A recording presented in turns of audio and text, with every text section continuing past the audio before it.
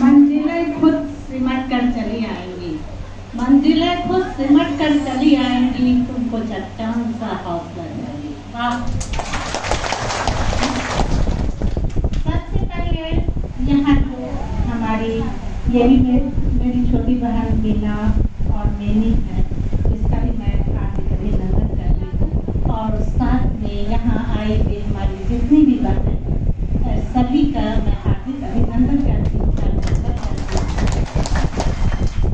मैं मेरी जिंदगी का मैंने जो पहला नाइफ में लिखा था उसका उन्वान है मदावा। मदावा का मीन्स होता है चिड़िया। उस नाइफ को जब मेरा आकाशवाणी पटना से रिले हुआ, जब मैंने पढ़ने उस नाइफ को पढ़ी तो सिर्फ राष्ट्र नहीं कि हिंदुस्तान बल्कि पूरे विश्व स्तर से जो है लोग तारीफ किए और वाह का एक आवाज एक सवाल जिसका मैं चंद मिश्रा आपको सुनाना चाहूंगी।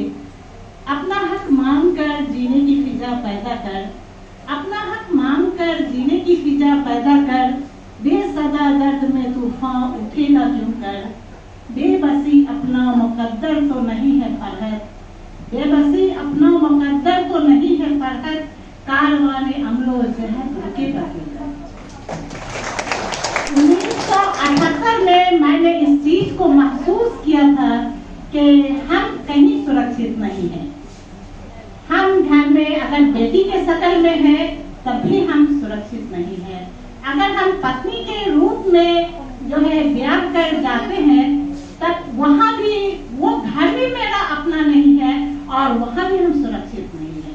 या फिर जब हमारे पति खत्म हो जाते हैं तीसरा स्टेज हमारा आता है, वो स्टेज होता है बेटा। और बेटा के साथ हम जीवन व्यतीत करते हैं, अपनी जिंदगी को गुजारते हैं, वहाँ भी हम सुरक्षित नहीं होते हैं, हमारा मान सम्मान सुरक्षित नहीं होता है। इस चीज को पाने के लिए हमको जागरूक होना होगा, हम सबसे पहले हमको शिक्षित होना होगा। जो आधी आबादी हमारी औरतों का है, हमारी नारी जाति का है, तब उसको शिक्षित होना होगा। जब तक हम शिक्षित नहीं होंगे, अपने जागरूक नहीं होंगे, अजागरूक नहीं होंगे, अपने अधिकार को नहीं समझेंगे कि हमारा कहाँ क्या अधिकार है। जब हम बेटी होकर के पैदा होते हैं, हमारे यहाँ एसपी साहिबा का गरिमा मलिक का एक प्रोग्राम हमने रखा था, वहाँ उन्होंने बच्चों से कहा कि यार आप लोग सवाल करो। हमारी बच्ची एक खड़ी होकर के कही कि मैम आज इतना मतलब है कि बेटा होने पे लोग जश्न मनाते हैं और बेटी होने पे सभी का चेहरा मुरझा क्यों जाता है। गरिमा मलिक बिल्कुल चकरा गई, परेशान हो गई कि इसका जवाब क्या होगा। मैं खड़ी होकर कही कि मैम आप थोड़ी देर रुक जाइए, इसका जवाब मैं देती हूँ। मैंने अपने बच्चों से कहा कि आप गरिमा मलिक जैसा, एसपी साहिबा जैसा बन करके दिखाओ। आने वाला कल, आने वाला नस्ल दुआ करेगा कि हमारे नस्ल में बेटी ही पैदा हो। इसलिए हमको जागरूक होना होगा, हमको अपने अधिकार को समझना होगा। और हम कहने के लिए बहुत लंबी लंबी बात कहते हैं, बहुत लंबे लंबे पेपर पे छाप देते हैं, हमारी नारी सुरक्षित है। हम कहीं सुरक्षित नहीं। हम जहाँ भी जाते हैं हम प्रताड़ित होते हैं। और जहाँ तक हम समानता का अधिकार करते हैं, तो अगर हमको गवर्नमेंट ने दिया है, अगर हम गवर्नमेंट जॉब में है और हम भी प्रिंसिपल है, दूसरे भी प्रिंसिपल है, तो दोनों का समान वेतन है। लेकिन आप जब प्राइवेट सेक्टर में जाते हैं वहाँ दोनों में मतभेद है। जहाँ आप ले लीजिए, बहुत दूर मत जाइए, जैसे मेरे घर के बगल में बीड़ी फैक्ट्री है, अगर मर्द बीड़ी बनाता है उसका मजदूरी ज्यादा है और वहीं पे जो औरत बीड़ी बनाती है उसकी मजदूरी कम है। अगर आपके यहाँ मजदूर काम करने के लिए आता है, सीमेंट बालूनी का काम कर रहा है, औरत भी तसला उठाती है, औरत भी ईटा उठाती है, लेकिन उसकी मजदूरी कम होता है तुलना में मर्द का। ये भेदभाव कब तक चलता रहेगा। और जहाँ मैं एक कहानी मेरी अधूरी है जिनको मैं पूरा करने में अभी सक्षम नहीं हूँ, क्योंकि समाज का हमको अभाव हो जाता है। औरत चादर नहीं है। जब बेटी पैदा होती है तो उसको घर वाले हमेशा, क्योंकि घर वाले पर भी दहेज बेटी पैदा होने के साथ मानसिक रूप से गार्जियन जो है प्रताड़ित होते हैं, उस पर एक बोझ जैसा लग जाता है कि इसके लिए बहुत सारी चीज को जमा करना है। उसके वजह से वो अपने बेटे और बेटियों में भेद करना शुरू कर देते हैं। जब घर में कोई बात होता है तो क्या लोग कहते हैं कि बेटी है तुमको जो करना है ससुराल में जाके करना। इसका मतलब है कि जहाँ हम पैदा हुए वो घर हमारा नहीं है। और जब हम ससुराल दुल्हन बन करके जाते हैं और छोटी छोटी बात पर अगर कुछ बात होती है तो वहाँ पर क्या होता है, पति और क्या करते हैं, जब विदाई दुल्हन का होता है तो क्या करते हैं, हाथ पकड़ के बात पकड़ के जब घर से चौखट से बाहर भगाते हैं तो कहते हैं तुम अपना बाप का घर समझी हो। तो आखिर ये सवालिया निशान हमारे हिंदुस्तान ही नहीं पूरे विश्व के सामने है कि हमारी नारी का, हमारी औरतों का घर का। इसके लिए जो है ये बहुत बड़ी लड़ाई है, जिसको लड़ने के लिए हमको जो है खुद सक्षम होना होगा, शिक्षित होना होगा, जागरूक होना होगा।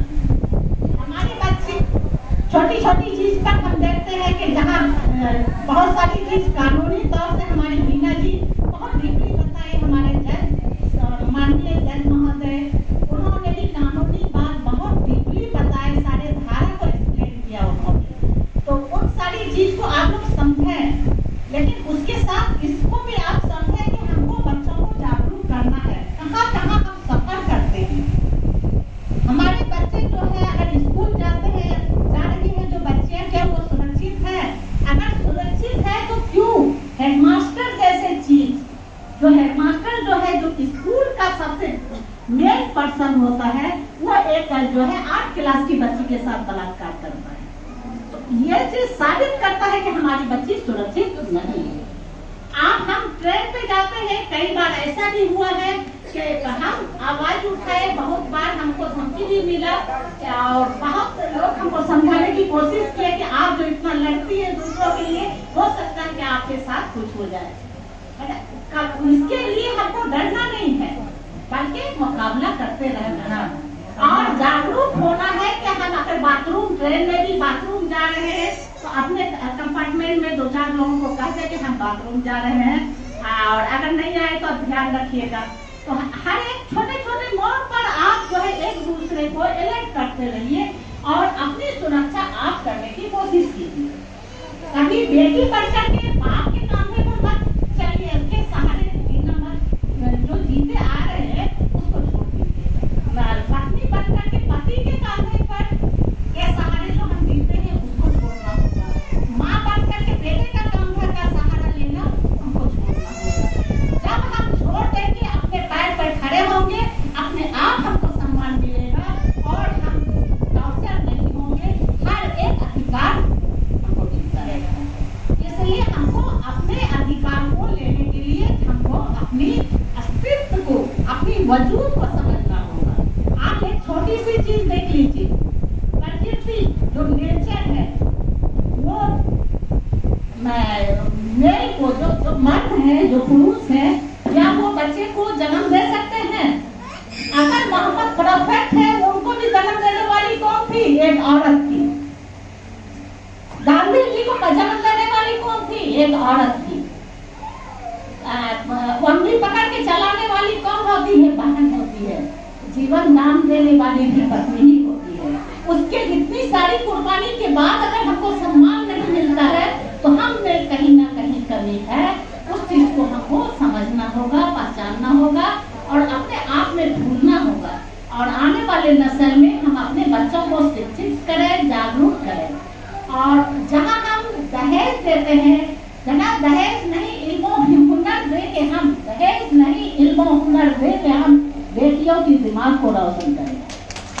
इस चीज को लेकर के हम आगे बढ़ रहे हैं कि जो बेटी के लिए हम एक पैसा जमा करते हैं, उसी पैसे से हम अपनी बेटी को उच्च शिक्षा देंगे। अगर वो डॉक्टर होगी, अगर वो IAS निकालती है, अगर वो BPSC निकालती है, उस कैडर का लड़का उसको स्वयं उसका जो है अपना रिश्ता भेजेगा और बराबरी की शादी होगी। इस तरह हम समाज से दहेज जैसा जो हमारा कलंक है उसका हम विनाश कर सकेंगे। और जहाँ तक हमारी बहनें हैं, आप लोग बहुत जमीन से जुड़ी हुई हैं, आप लोगों को इस चीज का ध्यान देना होगा। जो बाल विवाह है गांव में होता है, बच्चियां पढ़ना चाहती है, हमारे यहाँ 9th में बहुत सारी बच्चियां हैं जो कि शादीशुदा है, वो बहुत परेशान रहती है क्योंकि उसको ससुराल भी जाना है, हस्बैंड का भी प्रेशर है, पढ़ाई भी है, आगे फ्यूचर भी है। इन सारी चीज को रोकने के लिए आप लोगों को भी आगे आना होगा। और अगर एक महिला शिक्षित होती है, एक परिवार शिक्षित होता है। अगर आप लोग एक महिला जागरूक है, एक समाज को जागरूक कर सकती है। तो इन बातों के साथ, इसी उम्मीद के साथ कि आप लोग पूरी निष्ठा पूर्वक जो है काम करेंगी और महिला को जागरूक करेंगी, और जितना भी हमारे समाज में कलंक है उसको मिटाने के लिए सबसे पहले महिला को शिक्षित होना होगा और जागरूक होना होगा, तभी ये कलंक और मिट पाएगा और वो समझ पाएगी कि सचमुच में मेरा घर कहाँ है। जो ये सवालिया निशान समाज के सामने है, जो औरतें चीख कर कहती है कि हमारा घर कहाँ है, तो उसको उसका जवाब मिल जाएगा। उस जवाब के लिए हमको अपने आप को तैयार करना है। Thank you.